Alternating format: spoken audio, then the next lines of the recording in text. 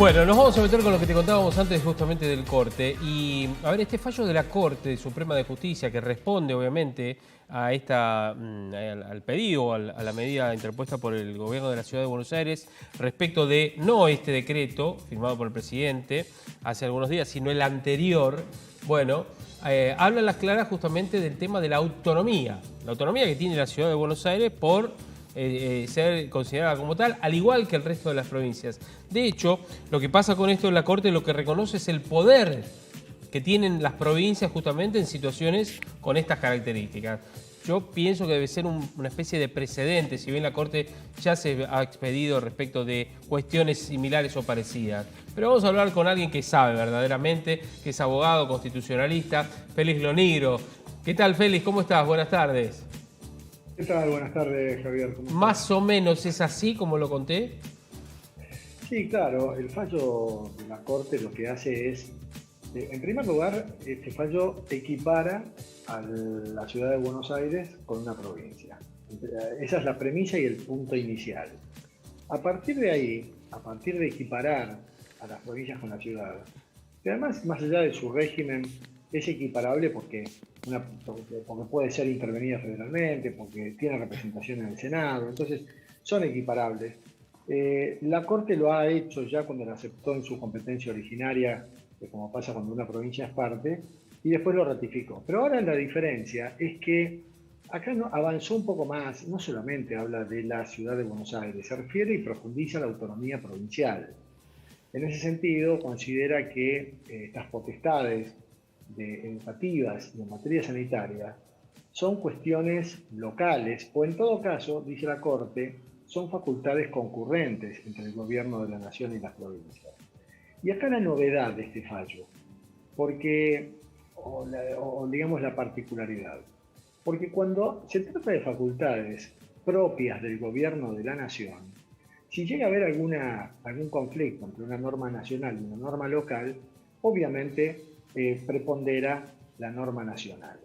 Si son facultades propias de las provincias, obviamente prepondera la norma local. Cuando son facultades de los dos, facultades concurrentes, sí, la Corte lo que dice es que también hay que hacer prevalecer la norma local. ¿Por qué? Porque dice que las provincias, que son las dueñas de esas potestades en concurrencia con el gobierno nacional, son anteriores al gobierno de la nación. Son las que tienen un poder originario, es decir, no hay que olvidarse, Javier, que cuando en 1853 se sancionó la Constitución, son las 14 provincias que había las que se juntaron para crear al gobierno nacional y para delegarle a través de la Constitución potestades que el gobierno de la nación ejerce por delegación de las provincias. Entonces lo que dice la Corte es, son las provincias las dueñas de esas potestades que delegaron al gobierno nacional y por lo tanto cuando hay que interpretar las potestades del gobierno nacional hay que ser restrictivo, dijo la Corte. Sí. Y en caso de duda ir en favor de la potestad para las provincias. Esto es un dato que profundiza la autonomía de las provincias más allá de la porteña. Claro. O sea, va más allá. Consolida de alguna manera, lo que hace es justamente la Corte. Yo leí a varios fragmentos de los distintos jueces, ¿no? Las posturas que han tenido, Lorenzetti inclusive sí, también. Y lo que sostienen, por ejemplo, en este caso del tema de la presencialidad, que fue la base de esta cuestión, digamos, por la cual la ciudad fue a la Corte y la Corte responde, más allá que lo hizo de manera abstracta, porque el decreto quedó superado por el actual, el anterior, digo, ¿no? Pero digo, lo que hacen referencia inclusive a UNICEF, en donde UNICEF habla de la presencialidad necesaria y donde dice lo primero y lo último que se debe abrir o cerrar son las clases presenciales, ¿sí? Y además donde habla justamente de esto, de la autonomía, de que si bien el gobierno nacional marca una línea o delinea una estrategia, cada una de las provincias puede tomar per se una decisión como consecuencia, bueno, del análisis que haga particular, ¿no? Claro, la Corte, en primer lugar, empieza siendo todo una manifestación un poco lírica acerca de la necesidad de que en un Estado federal en el que coexistan las autoridades nacionales y las locales, hayan vínculos de cooperación, de coordinación, de ayuda mutua, de solidaridad. Bueno, todo eso es muy lindo, pero finalmente termina habiendo conflictos y entonces ahí es cuando la Corte pone las cosas en su lugar, cuando resuelve a quién le corresponden esas potestades. Y por supuesto que la Corte también dejó bien en claro que la conveniencia o las bondades de las medidas sanitarias no están dentro del análisis de la Corte. Que la Corte no sabe si en realidad tiene razón desde el punto de vista sanitario Rodríguez Larreta o si tiene razón Kicillof o Alberto Fernández. Sí. En realidad esas son cuestiones no judiciables, dice la Corte. Acá a nosotros se nos ha planteado una cuestión constitucional. Alguien nos ha dicho, señor, esta potestad es mía, me la han robado. Y nosotros tenemos que pronunciarnos sobre este tema, y es lo que la Corte hace, más allá de que en realidad, a lo mejor, en materia de política sanitaria, que a lo mejor sea conveniente la no presencialidad, pero en este punto la Corte se encargó de destacar, esto lo tiene que decidir cada provincia y lo tiene que decidir la Ciudad de Buenos Aires. Y por eso es que este fallo, que en principio parecía ser un fallo chiquito, dedicado a la Ciudad de Buenos Aires y demás, es un fallo trascendente. Claro. Es un fallo que en algunos aspectos se va a poder mostrar en los cursos de Derecho Constitucional que nosotros damos para destacar qué es lo que dijo la Corte respecto de la distribución de potestades entre el Gobierno de la Nación y las provincias en materia de facultades concurrentes, desde lo que dice la Constitución. ¿Qué tal, doctor? Mercedes Mora lo saluda. La verdad es que es bueno hablar con usted porque había mucha confusión en torno a este fallo en realidad pertenece al DNU anterior, qué va a pasar cuando salga el nuevo y demás. Y había una confusión ahí. Si lo puede aclarar, porque es suficiente con esto como para que se entienda que no hay que presentar otro amparo. Exacto. El judicializado fue un decreto que ya no está en vigencia, sí. ¿cierto? Entonces, cuando la Corte se pronuncia, se tiene que pronunciar sobre ese decreto. Como el decreto ya no estaba en vigencia, la Corte dijo, bueno, ese decreto es inconstitucional, pero no vamos a declararlo inconstitucional, porque no tiene sentido porque ya no está. Claro. Declarar la inconstitucionalidad de una norma es declarar su nulidad. Si ya el decreto no está, ¿para qué vamos a declarar esa nulidad? Pero la Corte dijo, a pesar de esto, nos vamos a pronunciar, porque esto puede volver a ocurrir, de hecho ya está ocurriendo con el nuevo decreto, porque esto es algo recurrente y cíclico, entonces queremos dejar sentada nuestra posición. Aclaro que la Corte a veces no quiere dejar sentada, no lo quiere hacer y dice cuestión abstracta y otra cosa. En este caso no quiso dejar sentada su posición y por lo tanto la pregunta es, ¿este decreto que está en vigencia es alcanzado por este fallo? En realidad el fallo no declaró la inconstitucionalidad de nada. Entonces, ni del anterior porque no está, ni del nuevo, ni de este que está vigente porque no se judicializó. Entonces, la realidad es que este decreto es, en ese sentido, tan inconstitucional como el anterior. Este decreto, posiblemente, si el Gobierno de la Nación pretende hacerlo cumplir, porque este es el punto, si el Gobierno de la Nación pretende hacerlo cumplir y genera un conflicto con la Ciudad de Buenos Aires, y entonces la Ciudad de Buenos Aires va a tener que volver a la Corte, pero esta vez el camino está más allanado porque la Corte se pronunció y si intervienen jueces inferiores, como pasó la vez pasada también, por otras presentaciones judiciales, los jueces inferiores ya tienen esta doctrina de la Corte a la que van a tener que adoptar seguramente, y una futura judicialización de un nuevo decreto ya va a tener la suerte echada desde antes. Claro, es como que en vez de hacer un escrito de 91 páginas, serán 4 o 5, haciendo referencia a lo enunciado en el fallo anterior, revisado, qué sé yo, ¿no? Remiten sus argumentos a lo que se sostuvo en el caso Gobierno de la Ciudad de Buenos Aires con Estado Nacional. Claro. Pero lo lógico es que las autoridades políticas, es decir, el presidente de la Nación, diga, bueno, está bien, hay un decreto ahora que está vigente, pero bueno, que en todo caso que cada provincia haga lo que quiere. Además es un poco eso lo que el presidente Fernández venía planteando hasta ahora, que las provincias tomen sus propias decisiones. Sí, es por eso la Corte ha dicho, acá el Gobierno Nacional está vulnerando la teoría de los actos propios, o sea, han dicho siempre que las provincias quieren facultades y demás, y ahora vienen con una norma. Ahora, pero digamos, doctor, ¿usted cree que el gobierno nacional se va a quedar quietito con respecto a esto? Porque, como usted dice, esto sienta un precedente más que importante. Y bueno, a ver, recién escuché algo que lo leí justo antes de entrar a este Zoom, que decía que el presidente Fernández dijo que iba a hacer lo que tenía que hacer en materia del fallo de la Corte y demás.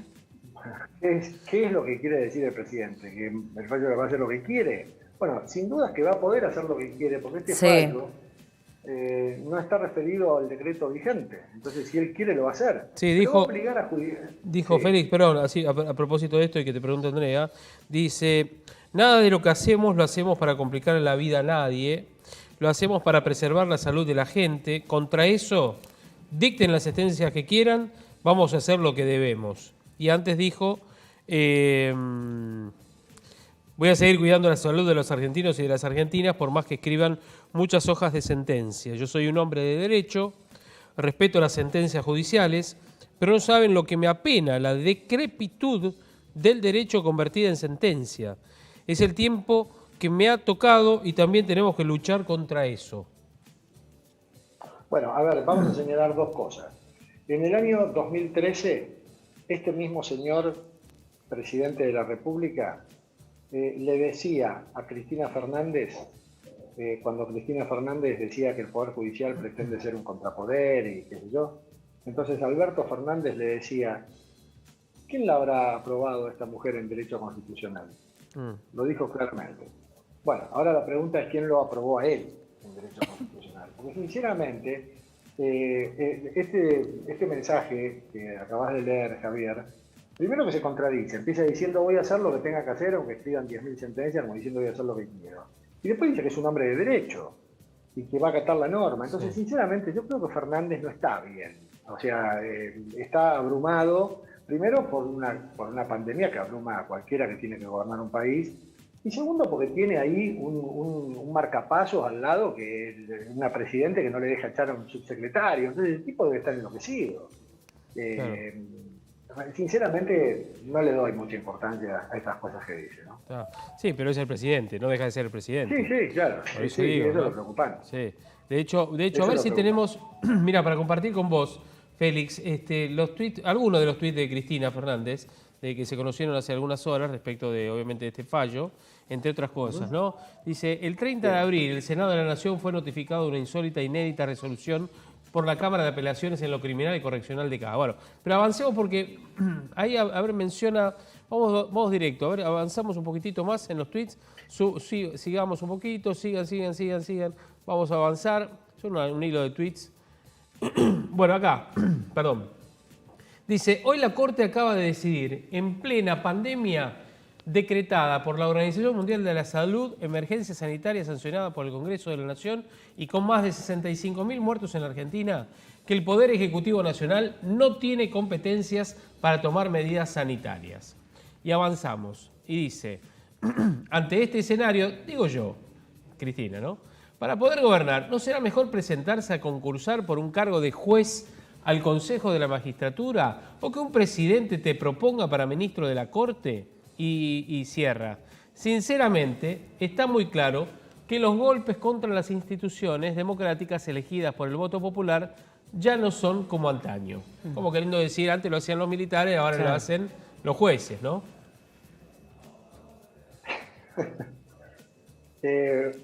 ¿Cuánto puede durar un alumno en una mesa de examen de Derecho Constitucional diciendo esto?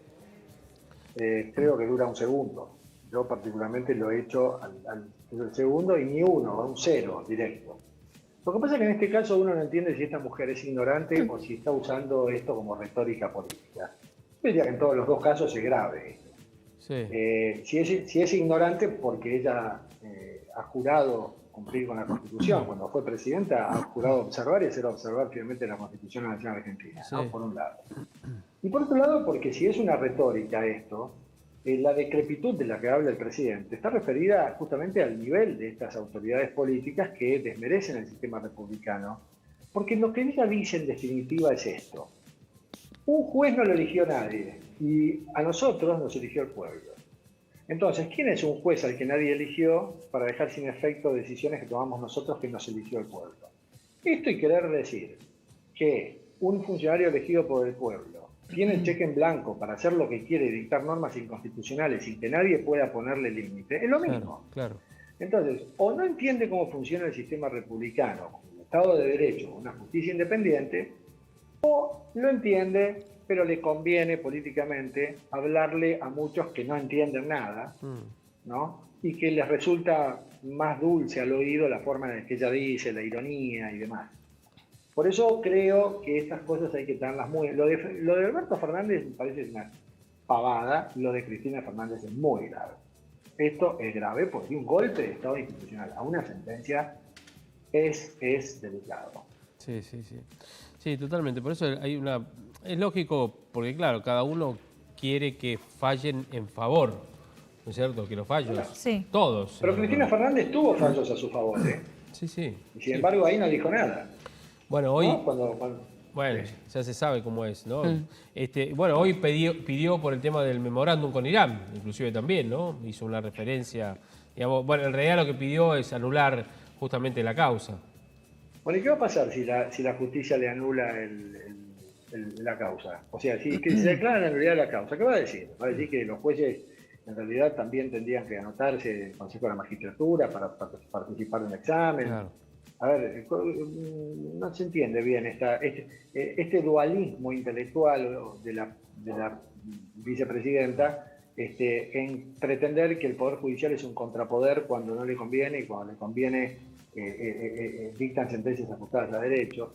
Sinceramente, a veces es para reírse. Sí. Pero a mí más que reírme me preocupa. Sí, preocupa.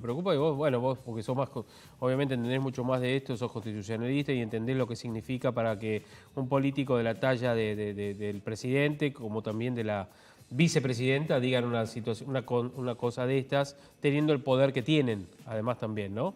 Sí, yo hoy escribía en mi portal de Facebook, me salió hacerlo.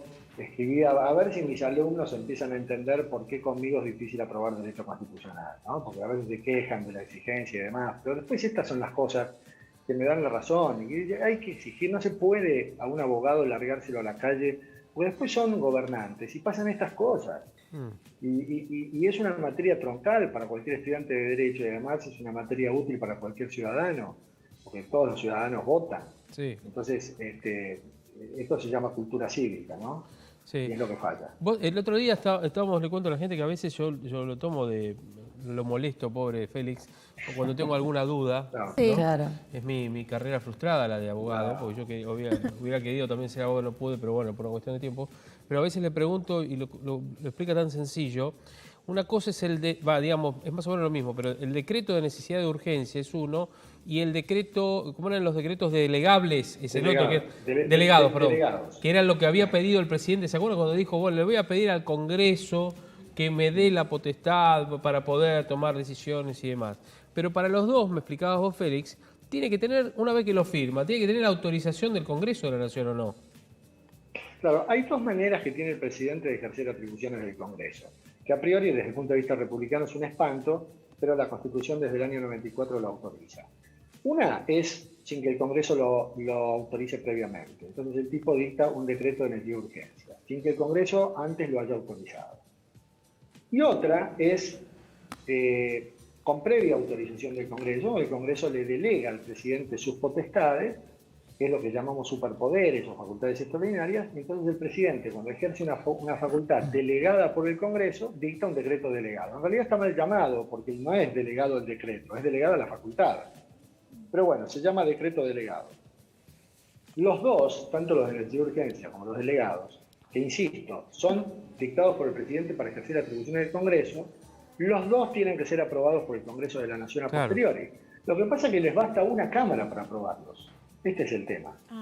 Entonces, es muy fácil para el presidente dictar un decreto y que alguna de las dos cámaras se lo apruebe. Prácticamente todos los decretos de necesidad de urgencia han sido aprobados hasta ahora, ¿no? por el Congreso de la Nación. Ahora, ¿qué herramientas tiene el gobierno para, si quiere avanzar en este tema y quiere hacer que se cumpla este decreto? ¿Qué herramientas legales tiene? No, el gobierno de la nación dictó un decreto y de última, si el gobierno de la nación pretende que, Sí. por ejemplo, en la ciudad de Buenos Aires las clases sean virtuales, Sí, y el gobierno de pronto puede desplazar las fuerzas federales en la ciudad y apostarlas en las escuelas para no dejar entrar a nadie, supongamos. sí, Es una forma de situación hacer extrema, cumplir. ¿no?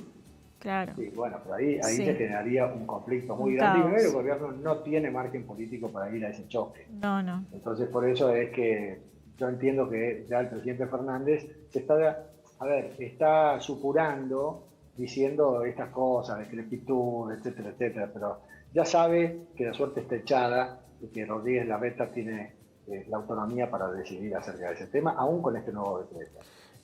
Acaba de salir, mira, Félix, si tenés un minutito y te robamos, acaba de salir de la Secretaría de Comunicación y Prensa del Gobierno Nacional, con la firma de Juan Pablo Biondi, secretario de Comunicación y Prensa de la Nación, bueno, un comunicado, un extenso comunicado ante el fallo dictado por la Corte Suprema. En la fecha el gobierno expresa y habla de la pandemia, de lo que ha hecho el gobierno respecto de esto, las medidas que ha adoptado. Un deber y objetivo central de este gobierno garantizar el derecho constitucional a la educación, habla, la modalidad presencial, bueno, y demás, ¿no? En el punto número 16, a ver si lo tenemos ahí, dice que la sentencia de la Corte Suprema de Justicia conocida en el día de hoy no resolvió un caso particular y concreto, sino que realiza consideraciones indicativas, toda vez que ya no se encuentra vigente el DNU cuestionado. El mismo tribunal admite, como yo lo había hecho en la acordada, bla, bla, bla, que el Poder Judicial no cuenta con los instrumentos necesarios para evaluar la idoneidad de los indicadores sanitarios y epidemiológicos y, por lo tanto, las medidas aptas para contener los contagios. Es decir, Claro, es lo que yo decía, exactamente. Y sí, es una forma rara de intervenir del tribunal que de la Corte y de los jueces en general, que siempre intervienen sobre un hecho concreto, sobre una norma concreta y sobre un daño concreto. Sí. Cuando el daño pasó, la Corte dice qué sentido tiene pronunciarse. Pero acá hay motivaciones políticas e institucionales para pronunciarse, porque, insisto, están estableciendo una guía para el accionar de las autoridades políticas en el futuro. Y el futuro es hoy, porque Sí. ya hay un nuevo decreto vigente. Y lo último, esto le da entonces, en este caso al jefe de gobierno o al gobernador, ¿qué? O sea, ¿una inmunidad ante qué? ¿Una denuncia, un juicio del Estado, del gobierno, del oficialismo, qué? No, a ver, el jefe de gobierno porteño, al mantener hoy la presencialidad de las clases, en realidad no está incumpliendo con nada, porque primero, el decreto anterior ya no está vigente, y el decreto actual, el decreto actual aún no está judicializado, pero tiene una medida cautelar, por parte de la Justicia Inferior, una Cámara Nacional porteña, en la que se estuvo fundando para mantener la presencialidad mientras la Corte no se pronunciaba. Ahora se podría decir que él está incumpliendo con un decreto, con el decreto de ahora, con el que está vigente ahora, pero también el decreto que está vigente ahora tiene cierta ambigüedad, porque establece que las provincias están en distintos niveles y fases de acuerdo a sus contextos epidemiológicos. Sí. Y yo no me acuerdo bien, pero a mí me parece que este decreto, por eso la Corte habla de los actos propios, este decreto le delega a las autoridades locales también facultades para manejarse. Sí, lo hace, lo ha hecho. Creo que lo hace. Por eso Bien, es que no hay mucho fundamento para una denuncia contra Rodríguez Larreta. Y este fallo diluye mucho más la posibilidad de que eso ocurra. Félix, te agradecemos como siempre, un genio. Gracias. Bueno, Gracias por ser gracias tan claro a ustedes. y No, sintético también, y por supuesto para ser tan sencillo para entender un tema tan ríspido y complicado. Abrazo grande, Félix. Gracias, Javier, a ustedes, a todos, a las tres. Sí. Gracias. Chao, chao. Gracias, un placer. Félix Lonigro, en el cierre justamente de aquí de hoy nos toca. Un tema que va a seguir hablando porque el gobierno acaba de publicar, ahora van a ver que van a empezar los tweets de distintos sectores, de un lado y del otro, ¿no? Sí, sí. Porque Patricia Obviamente, Bullrich también obvio. ha escrito hace algunos momentos, algunos dirigentes también, así que bueno, miren, y en el medio están los chicos, porque la realidad Obvio, es esa, obvio. en medio de los chicos. Bueno, ¿vamos hasta mañana? Hasta mañana. Hasta mañana. Mañana tendremos otra jornada para analizar un montón de otras cosas. Bueno, Así es. Si nada tenés que hacer, por favor, quédate en casa, y si tenés que salir, lo único que te pedimos, como siempre lo decimos, y sobre todo en estos momentos, es que por favor te cuides. Por favor. Lo único que te pedimos. Hasta mañana. Seduce your dad type.